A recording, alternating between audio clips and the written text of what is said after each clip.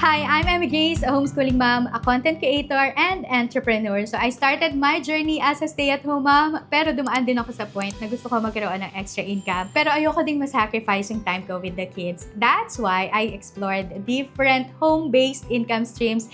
And so today, yan yung share ko sa inyo yung 5 legit ways kung paano tayo kikita habang nasa bahay. And meron pa akong bonus tips sa inyo, so watch until the end of this video. So alam ko lang din yung struggle of balancing homeschooling, home management, and yung desire na kumita. Pero ang tanong, saan ba tayo magsisimula? What if I told you that you don't have to leave home para magkaroon ng flexible at scalable na income? So today, ang share ko nga sa inyo ay yung 5 best income streams para sa ating mga stay-at-home at homeschooling moms. So pwede itong gawin online, walang kapital na malaki na kailangan, at pwede natin itong gawin sa busy mommy life natin. So are you ready? Let's get started. So first ay affiliate marketing. So isa ito sa pinakamadaling paraan kung paano kakikita online kahit na wala ka pang sariling product. So paano ba nagwo-work ito? First ay kailangan mo mag-sign up sa mga e-commerce platforms na nag-a-allow ng affiliate marketing. So for example, Shopee, Lazada, TikTok Shop, or kaya naman ay Involve Asia. Kung interested ka sa stream of income na to, ay meron akong ginawang playlist about affiliate marketing. So ilalagay ko na lang yung link nun down in the description box or dito sa ating card. And the next thing to do, once ikaw ay na-approve na sa mga e-commerce platforms na to, ay ang gagawin lang natin ay kukunin yung affiliate links ng mga products na gusto mong i-share. Once na nakuha mo na yung mga affiliate links, ang gagawin mo naman ay i-share as much or as many as you want na mga affiliate links sa iyong mga social media accounts like Facebook, TikTok, Instagram, YouTube, or pwede din naman sa mga mommy groups, sa mga Facebook groups or Facebook communities. Pwede kang mag-share ng mga affiliate links. But make sure lang na nakakomply ka sa community guidelines ng mga groups na sinalihan mo. Kapag naman may nag-click or bumili, gamit ang affiliate link mo, ay kikita ka ng commission. So marami ng mga moms ang kumikita ng 5,000 to 50,000 pesos a month just by sharing itong mga affiliate links. Diba? Nag-share ka lang ng mga affiliate links na mga nakita mo na useful finds or great finds, ay kikita ka pa ng extra. But what if gusto mo naman palakihin ulit itong kita mo gamit ang affiliate marketing? Let's move on to income stream number 2. Next ay content creation. So ito ang perfect partner ng affiliate marketing. So ano ba yung mga content na pwede mong gawin? So pwede kang gumawa ng mga homeschooling tips. So kung meron ka din mga ginagamit ng mga educational toys, materials, or supplies, pwede mo din yung i-share. And also, pwede ka din mag-share ng mga mommy life hacks, budget-friendly finds. So kung meron ka mga nakita ng mga items na pwede na ginagamit mo, tapos pwede mong i-share yan sa iyong content. And also, kung ikaw naman ay isang mompreneur, ay pwede ka din mag-share ng mga online business tips. Now, ang question ay paano naman ba tayo kikita sa mga ito? Like for example, yung YouTube ay may tinatawag na YouTube ad revenue. So kung meron ka ng 1,000 subscribers at meron ka na rin 4,000 watch hours, ay mamomonetize na yung iyong YouTube channel. Also, ay kikita ka rin with brand collaborations or paid sponsorships na tinatawag. So makikita mo yan sa mga mommy vloggers or kaya naman ay mommy bloggers, no? Na meron silang pinopromote na mga products or kaya na mga brands.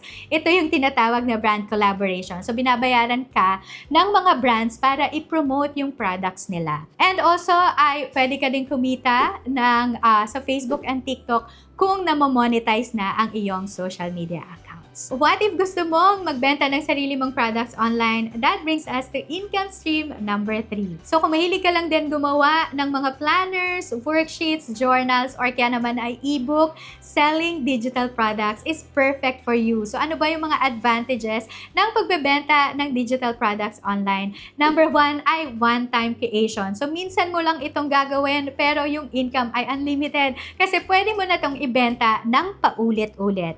And then number 2 ay no inventory needed. So, walang stocks na kailangan, tapos walang shipping din. So, hindi mo na ipapaship yung mga physical products because instant download na mada-download ng mga buyers mo yung iyong digital products. And then number 3 ay passive income. So automatic download na ito ng buyer after payment. Kaya kung gusto nilang bumili ng mga digital products mo ay madali na lang nila. Isang click lang yan ay makakabili na sila ng digital products. Now, the question is, saan ka naman pwedeng magbenta ng mga digital products? So, number one ay Rocket PH. So, pwede ka magbenta dito. It's an online platform para sa mga Filipino freelancers, whether ikaw man ay nagpe-freelance ng mga services or nagbebenta ka ng mga digital products, pwede mo ditong i-list or pwede mong ibenta sa Rocket PH. Now, kung gusto nyong malaman kung paano mag-register sa Rocket PH, meron akong ginawang video. Ilalagay ko na lang din yung link nito down in the description box or dito sa card.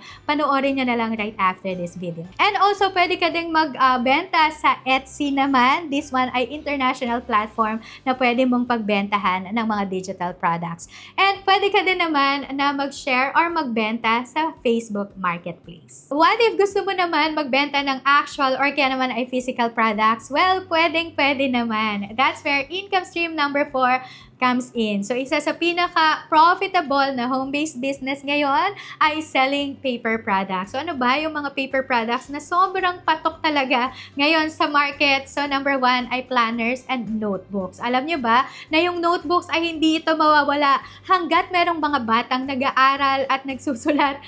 Meron talaga tayong kailangan i-produce na mga notebooks. So, that's number 1. And then, journals and affirmation cards, stickers and labels, and yung mga iba pang paper products na ginagamit sa mga events or different occasions. Alam niyo ba na pwede niyo lang gawin itong mga paper products na to sa inyong mga bahay gamit ang mga simpleng tools or basic printer. Pero kung wala naman, pwede kayo makipag-partner sa mga local suppliers para sila ang gagawa ng physical products na pwede niyo nang ibenta in the market. Pero meron ako sa inyong good news dahil meron akong create na course or online course na ang tawag ay Papers to Profit. So tinuturo ko dito lahat kung paano kayo makapag-set up ng printing business nyo at home at ano ba yung mga equipment, tools, materials, supplies na kailangan nyo, magkano ba ang initial investment nyo, paano nyo i-market, ilo-launch, ipopromote ang inyong mga products. So ito yung tinuturo ko sa Papers to Profit. So kung interested kayo dyan, ilalagay ko yung enrollment link down in the description box. So now, kung gusto mo naman na i-share yung knowledge mo or expertise at kumita rin dito,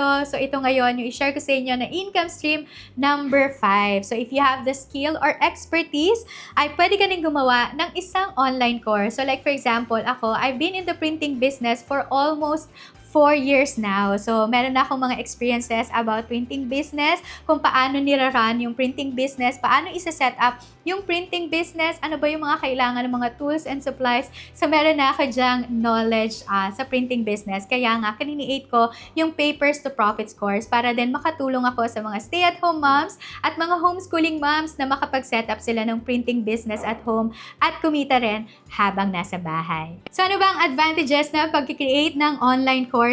So, number 1 ay one-time recording. So, minsan mo lang i-record yung mga video lessons mo or video tutorials, ay pwede mo na itong ibenta ng paulit-ulit. And another one ay ito ay isang passive income. So, kahit natutulog ka at merong gustong bumili, ay bibili sila ng online course mo. And then, number 3 ay flexible schedule. So, pwede mo itong gawin kung kailan mo lang pwede siyang gawin. Like, for example, ako, dahil nag-homeschool ako, meron akong business, ay ginagawa ko lang yung mga recording kung kailan ako free na gawin itong mga video recording. So, ano ba yung mga examples na in-demand online courses na pwede natin gawin? So, number 1 ay Canva design and print business, which is ito nga yung ginawa ko na course na Papers to Profits. And then, homeschooling for beginners and budgeting and finance for moms. Pwede pa kayong mag-search kung ano pa yung mga pwede nyong gawin na mga online courses na based, syempre, sa inyong expertise and knowledge. So mga mommies, ready na ba kayo magsimula ng inyong kumikita habang nasa bahay journey? Mag-join na kayo sa Papers to Profits course. So ituturo ko dito lahat kung paano kayo magsiset up ng inyong printing business sa inyong mga bahay, paano kayo magbebenta ng digital products or even physical products, and paano kayo magkikreate ng content that sells. So lahat ng mga yan ay nandito yan sa Papers to Profits. So join na kayo sa ating community. And if you find this video helpful, please like, share, and subscribe dito sa aking channel. I-click nyo lang yung subscribe button at i-turn on yung notification bell for more videos like this. At para hindi nyo din ma-miss yung mga ganitong content here in this channel. So thank you so much and I hope to see you again on my next one. God bless everyone and I will see you around. Bye everyone!